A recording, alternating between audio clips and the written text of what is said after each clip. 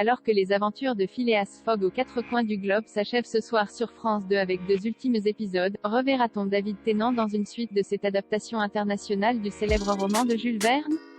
Lancé le 20 novembre dernier sur France 2, le Tour du monde en 80 jours réactualise le roman d'Aventures de Jules Verne en mettant en scène un Phileas Fogg anxieux et maladroit interprété par le Britannique David Tennant, Doctor Who, Broadchurch, accompagné de son fidèle valet passe-partout, Ibrahim Coma, tous deux escortés par la reportée tête brûlée Abigail Fix, Léonie Benesch, dans leur pari fou de réussir à arpenter le globe en 80 jours, non sans rencontrer un bon lot d'embûches sur leur chemin. À l'issue des 2 derniers épisodes diffusés ce soir à partir de 21h05, dans lesquels les héros vont devoir traverser les Rocheuses en diligence puis se rendre à New York avant de traverser l'océan et de conclure leur périple. Peut-on s'attendre à ce qu'on ait suite de la série créée par Ashley Farrowa et Caleb Ransom voit le jour?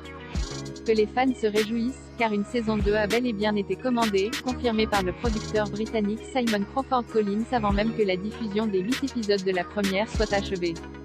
Dans cette seconde saison actuellement en production, Phileas Fogg et son équipe devront relever un défi qui les conduira à nouveau de l'autre côté du globe.